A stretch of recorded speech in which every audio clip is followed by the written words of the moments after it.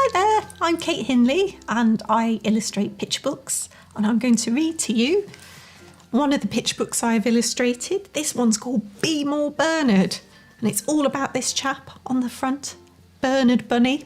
It's actually written by one of my favourite authors, Simon Philip. He's written loads and loads of really great books. So if you enjoy this, I really urge you to go out and find more of his stories, because you won't be disappointed. They're really, really good. So we'll get stuck in. Here we've got the title page. I'll just show you very briefly. If you look closely, you can see lots of little worker bunnies. They're all really busy building a brand new burrow. I acted like a bunny should act. I did what I believed was right. I twitched my nose. I pricked my ears. I grazed on grass and dug deep holes in gardens and fields, because that's what bunnies do.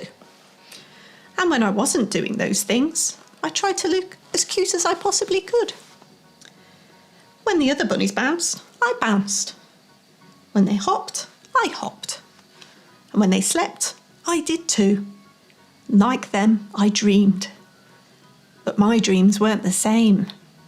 They were less rabbity, more unusual. I tried to pretend that it was all normal, that my dreams didn't matter. Bernard, they'd ask, what do you dream about? The same as you, I'd lie.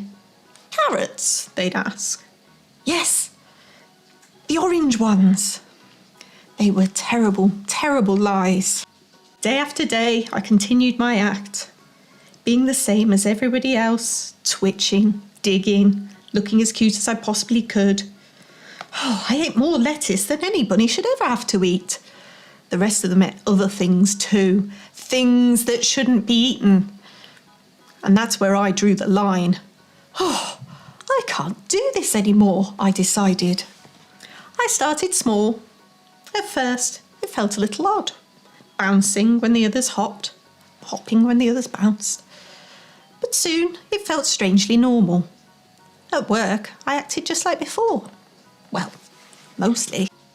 And bedtime had never been so much fun. When the others slept, I began to take some risks. A few bunnies were suspicious, but most didn't take much notice.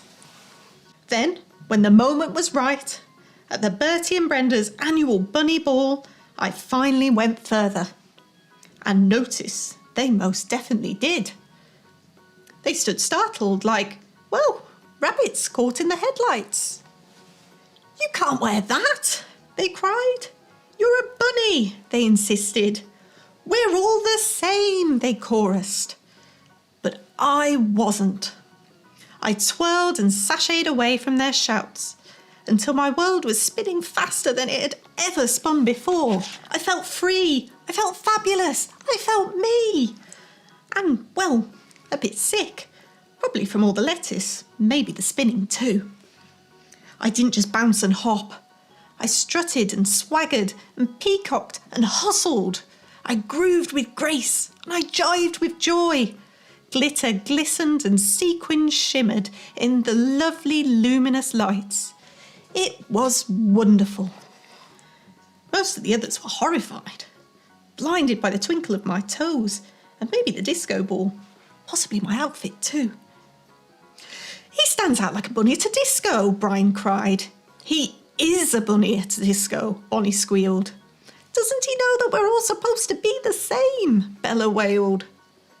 But there was one bunny, Betsy, who wasn't horrified. I like it, she said. It's different. Soon, Betsy was just as groovy and happy and different as me. It got the others thinking, and before I knew it, we were all as different as each other. Once we were all boogied out, we sat in happy silence. Then I asked a question I was desperate for them to answer. Do you really dream of carrots? I said. For a while, nobody said a word. But eventually, Brian spoke. I hate carrots, Brian said. I dream of cheese. Me too, Bonnie smiled. and music. It's ballet for me, Betsy explained.